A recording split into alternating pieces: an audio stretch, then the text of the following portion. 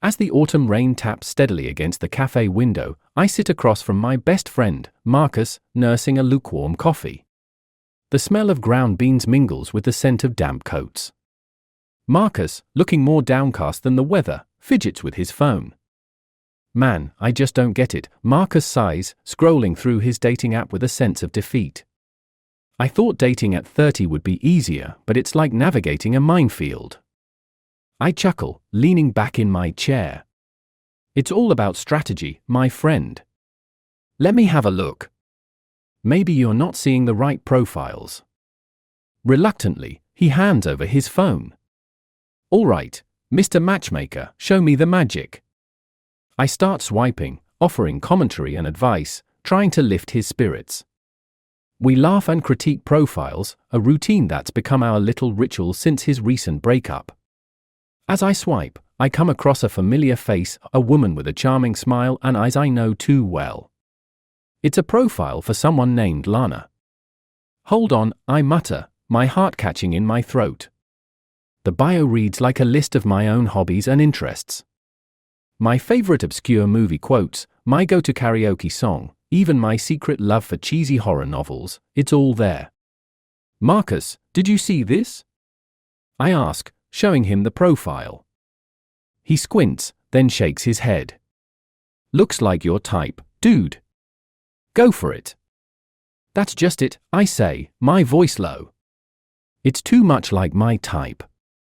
It's me.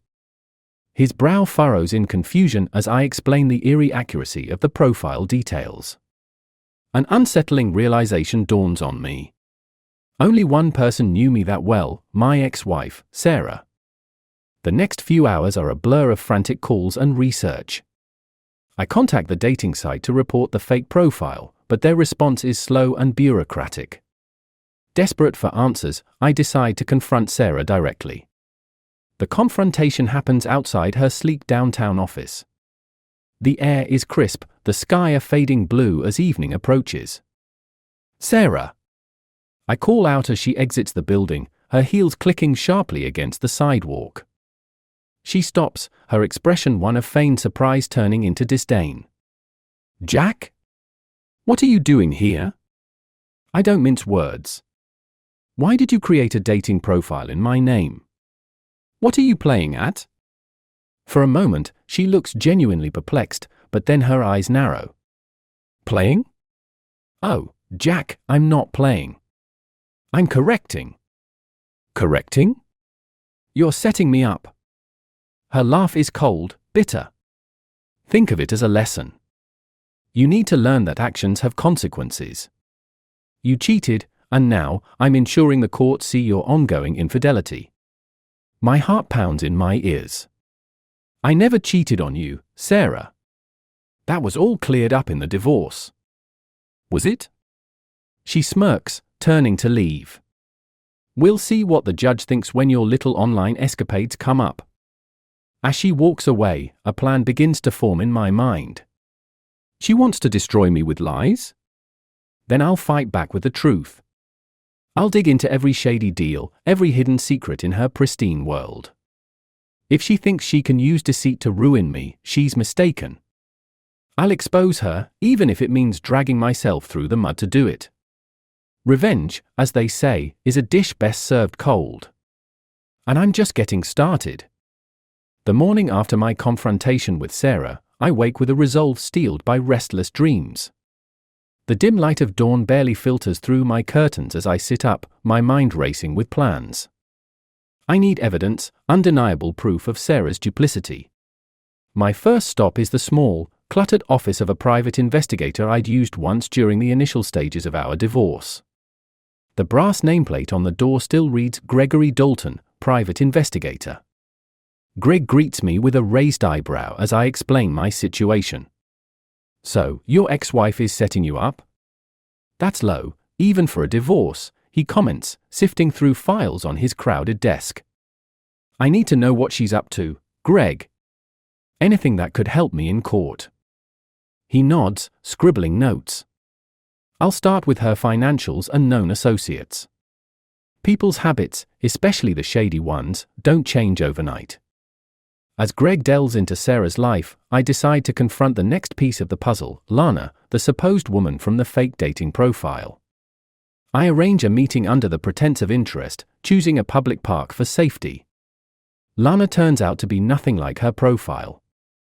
As we talk, it becomes painfully clear she's just as much a victim of manipulation as I am. I was just hired to, I don't know, be someone's face? I didn't think it was anything shady, Lana admits, her eyes wide with worry. They paid me a few $100 to take pictures and fill out a profile. Who hired you? I press, trying to keep my frustration in check. She hesitates, then pulls out her phone. I never met them in person.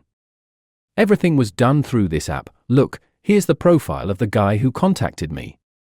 The profile she shows me is generic, but the messaging app she used is traceable. I thank Lana and assure her that she's not in trouble, advising her to be more cautious in the future. Back in my car, I forward the app information to Greg. Check who this account is registered to, I text him, my fingers tapping impatiently on the steering wheel. Hours later, Greg's message buzzes through, got something interesting. Meet me. At his office, Greg lays out what he's found. The app account traces back to a prepaid phone registered under a fake name, but the payments link to one of Sarah's lesser-known business accounts. Looks like she's been planning this for a while, Greg says, showing me the financial trails on his computer screen. There's more. She's been funneling money into a private account overseas. Seems like she's preparing to bolt if things go south. Armed with this new information, my next step is clear. I need to expose her, not just to clear my name, but to show her that I can't be crushed under her schemes. I decide to take everything to a lawyer, but first, I need one more piece of irrefutable evidence to link her directly to the creation of the fake dating profile. The stakes are higher than ever, and Sarah's web of deceit is unraveling. But I know she won't go down without a fight. As I prepare for the legal battle ahead, I remind myself that this isn't just about revenge anymore, it's about justice. The next day dawns with the sharp clarity of impending confrontation. I arrange to meet with Elaine Morris, a formidable attorney known for her no-nonsense approach in the courtroom. Her office, lined with bookshelves filled with legal tomes, feels like a fortress as I lay out the documents Greg found. Elaine scans the paperwork with a critical eye, occasionally jotting notes in the margin. This is compelling, she finally says, her tone measured. If we can directly connect Sarah to the creation of this fake profile and prove her financial misconduct, we have a strong case for defamation and fraud. What's our first move? I ask, eager to start the offensive. We file for a court order to seize all related financial records and communications from her devices, Elaine explains, already drafting the request on her laptop. We'll need to act quickly before she can cover her tracks. Hours later, with the legal documents filed, I brace myself for Sarah's reaction. It doesn't take long. My phone rings, it's Sarah, her voice icy cold. Jack, what do you think you're doing? You're playing a dangerous game. I keep my voice steady. I'm not playing games, Sarah. I'm correcting the looks like she's been planning this. You set me up, and now I'm setting the record straight. There's a pause on the line, a moment of silence heavy with unspoken threats.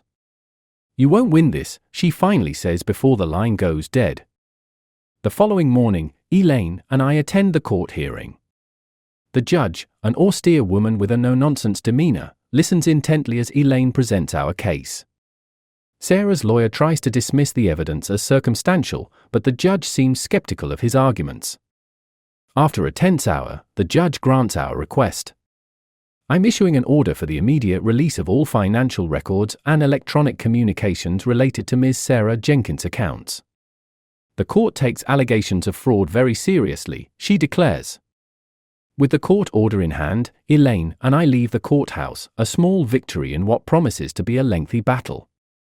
As we step outside, Greg calls. Jack, you need to see this. I've uncovered more connections between Sarah and several offshore accounts. Great work, Greg, I respond, a surge of hope bolstering my resolve. Meet us at Elaine's office in an hour. When Greg arrives, he lays out a network of transactions that paint a damning picture of Sarah's activities. She's been siphoning funds from her companies into these accounts for months. It looks like she planned to flee the country, he explains, pointing to the patterns on his laptop screen. Elaine reviews the information, her expression turning grave. This changes everything. We're not just talking about a civil case anymore. This is criminal. Determined to see this through, I authorize Elaine to contact the authorities. Let's bring this to the district attorney. It's time Sarah faced the full consequences of her actions. As the legal gears begin to turn, I feel the weight of the past week start to lift slightly. Sarah's web of lies is coming undone, and though the road ahead is fraught with challenges, for the first time, I feel confident about the outcome. This battle isn't just for revenge, it's for justice, and I am ready to fight it to the end. The courtroom buzzes with tension as Sarah and I face each other across the aisle, separated by more than just the physical space. Our mutual contempt is palpable. The final hearing is set to determine the extent of her fraud and the consequent penalties. Elaine paces before the bench, presenting the mountain of evidence that Greg and I have accumulated. Your Honor, the evidence is irrefutable. Not only did Ms. Jenkins create a fraudulent dating profile in an attempt to frame Mr. Jack Morrison for adultery, but she has also engaged in significant financial crimes. Sarah's lawyer tries to interject, but Elaine cuts him off, showcasing bank statements, digital records, and damning communications that link Sarah directly to every deceitful act. As the hearing unfolds, Sarah's facade of confidence begins to crumble. But it's the next witness that turns the tide irrevocably. Lana steps onto the stand, nervous but resolute. Ms. Jenkins paid me to impersonate someone else, not knowing it was part of her scheme against Mr. Morrison, Lana testifies, her voice steady despite Sarah's glaring. The judge listens intently, nodding at Elaine's questions. When it's time for the closing statements, the room is thick with anticipation. Elaine's argument is concise and powerful, leaving a noticeable impression on everyone, especially the judge. As we await the verdict outside, Sarah approaches me, her eyes gleaming not with anger but something akin to desperation. Jack, can we not end this here? I'm sorry, okay? I never meant for things to go this far. I look at her, feeling nothing but the echo of the love we once shared. It's too late, Sarah. You made your choices. The judge's voice cuts through our exchange as we are called back in. She delivers her verdict with a firm tone. Ms. Jenkins, considering the gravity and premeditation of your actions, I find you guilty of fraud and defamation. You are sentenced to 5 years in prison and are ordered to pay restitution to Mr. Morrison for damages and legal fees. As the judge announces the sentence, a murmur runs through the courtroom. Sarah stands, her face pale, her earlier plea forgotten as officers lead her away. The victory is bittersweet. As the courtroom empties, I feel a hand on my shoulder. It's Greg, his expression somber. You did the right thing, Jack. It's over now. But for me, it isn't over just yet. Not quite, Greg. There's one last thing I need to do. That evening, I find myself at Sarah's company, now under new management due to her incarceration. Using the last of the legal permissions granted to me for the recovery of assets, I oversee the transfer of her remaining business holdings into a trust. This trust is designed not for me, but as a fund for victims of fraud. As I sign off on the last document, the finality of everything hits me. I've dismantled the empire Sarah deceitfully built, ensuring her name will forever be associated with betrayal. Walking out of the office into the cool night air, I feel the weight of the past months lift. I've ensured Sarah will never harm anyone again, using her own methods against her in the end. The deceit is buried, the traitor is punished, and as I walk alone down the bustling city streets, I know some paths are meant to diverge forever, marked by the shadows of betrayal and the harsh justice of revenge.